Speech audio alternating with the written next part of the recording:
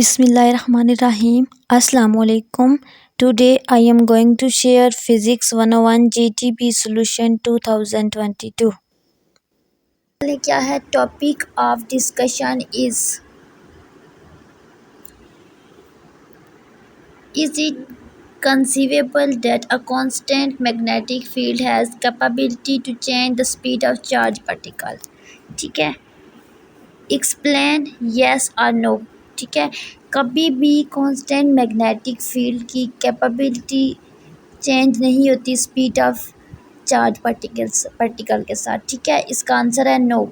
ठीक है, और इसको आपने एक लॉजिकल रीजनिंग के साथ एक्सप्लेन करना है। उसके बाद आपने करना क्या है, right the point avoiding unnecessary explanation. कह रहे हैं कि आपने अननेसेसरी एक्सप्लेनेशन देने की ज़रूरत नहीं है कि कांस्टेंट मैग्नेटिक फील्ड क्या है, चार्ज पार्टिकल क्या है, या इससे रिलेटेड आइडल डाटा नहीं देना, जस्ट टू द पॉइंट बात करनी है। ठीक है, उसके बाद जो इम्पोर्टेंट इंस्ट्रक्शन है जिसको हमने फॉलो करना है। ठीक है, carefully review your GDP before submission. ठीक है, जमा कराने से पहले आपने सबसे पहले गौर से देखना है कि ये सबमिट हुई है या नहीं। ठीक है, as it can not be replaced once. अच्छा, कह रहे हैं कि अगर एक दफ़ा जमा हो गई असाइनमेंट जीडीपी, तो इसको आप दोबारा से जमा नहीं करवा सकते। जैसे कि आपने अगर कोई असाइनमेंट बना के सेंड की है, ठीक है, अब और उसके बाद आप उसमें एडिट करना चाहते हो अगर, ठीक है, तो आप क्या करते हो, दोबारा से नई फ़ाइल बना के दोबारा से सेंड करते हो, और फिर जो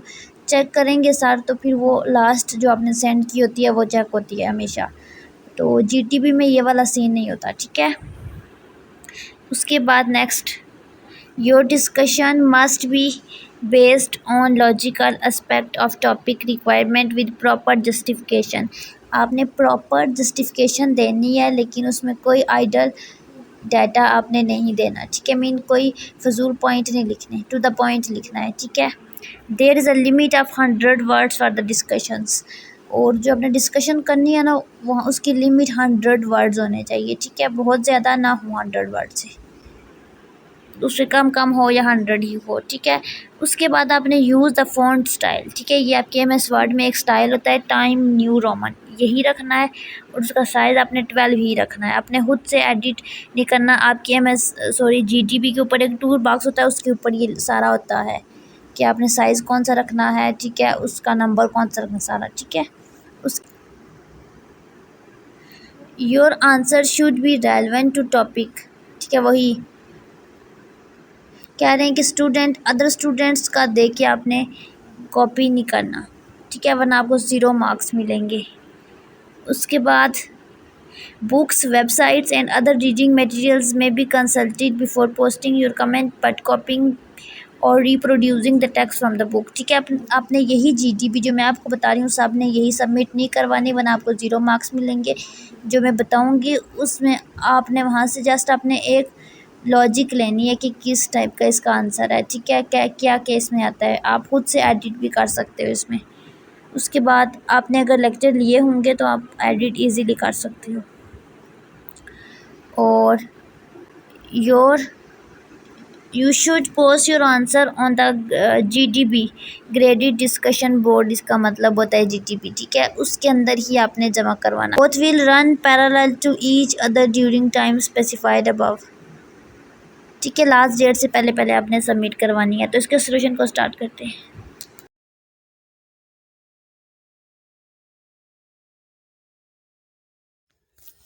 ये जीटीबी का सोल्यूशन है सारा, आपने इसको रीड आउट करना है, और एज इट इज़ आपने इसको कभी भी आपने जीटीबी में नहीं लिखना। ठीक है, इसमें वर्ड को चेंज करना है। जैसे यहाँ पे मैं कोई भी वर्ड यूज़ कर रही हूँ, तो उसकी जगह आप न्यू वर्ड इंसर्ट करो। ठीक है, ताकि आपका कॉपीराइट लिखा हुआ ना आए।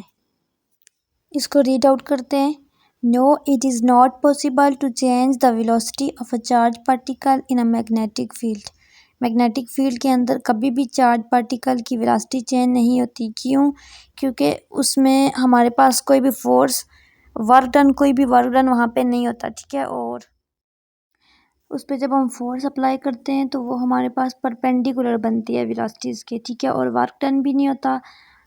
और 90 पे आपको पता है नॉर्मल होता है पार्टिकल ट्रैजेक्टरी के। ठीक है, इसी वजह से काइनेटिक एनर्जी में कोई चेंज नहीं आता, ठीक है, वो एज इट इज़ रहती है, अनचेंज रहती है। और इसी वजह से चार्ज पार्टिकल की जो स्पीड होती है वो मैग्नेटिक फील्ड के साथ इफ़ेक्ट नहीं करती, ठीक है।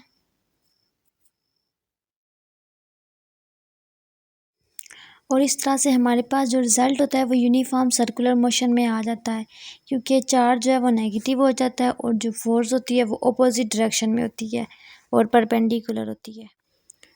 और इसके लिए हम राइट हैंड रूल को प्रिडिक्ट करेंगे सॉल्व करने के लिए मैथमेटिकली। इसमें हम राइट हैंड रूल क्यों यूज़ करते हैं, क्योंकि हमारे पास जो वेलोसिटी होती है v और मैग्नेटिक फील्ड होती है b, ठीक है, ये इसकी इक्वल होती है v क्रॉस b के। यहाँ पे क्रॉस यूज़ हो रहा है और आपको पता है क्रॉस को सॉल्व करने के लिए हम राइट हैंड रूल ही यूज़ करते हैं क्रॉस प्रोडक्ट को। इसलिए हम जब वेलोसिटी और मैग्नेटिक फील्ड का रिलेशन पढ़ते हैं क्रॉस प्रोडक्ट लेते हैं, ठीक है। और हमारे पास ऑलवेज एंगल जो आता है वो राइट एंगल आता है, आपको पता है राइट हैंड रूल में, और इस वजह से हमारे पास एंगल नॉर्मल बनता है। आई होप कि आज की जीटीबी आपके लिए बेनिफिशियल रही होगी। अगेन फिर बोल रही हूँ, आपने as it is copy paste नहीं करना, इसमें थोड़ी सी माइनर सी चेंजिंग ज़रूर करनी है। इसके बेशक आप यही वर्ड लिख लो, लेकिन एक जो सेंटेंस बना रहे हो उसकी लॉजिक को चेंज करो, क्योंकि ये जो चेक होती हैं ये कंप्यूटराइज चेक होती हैं, ठीक है। ये देखते हैं कि कितने वर्ड एक असाइनमेंट में और दूसरी असाइनमेंट में कॉमन है, तो कंप्यूटर उसको फ़ौरन कैच कर लेता है कि कैसे वर्ड कितने कितने वर्ड दोनों असाइनमेंट में कॉमन है, और इस वजह से कॉपीराइट आता है, ठीक है। तो आप थोड़ा सा वर्ड के लिए कोई और सा वर्ड, मतलब एक वर्ड के हज़ारों वर्ड होते हैं सेम मीनिंग वाले, तो आप कोई और वर्ड यूज़ करो, थोड़ी सी सेंटेंस की लॉजिक को चेंज करो और चैनल को सब्सक्राइब करो। दुआओं में याद रखो। For next quiz and assignment solution bell icon को प्रेस करो और चैनल के साथ इन टच रहो। अल्लाह हाफिज़।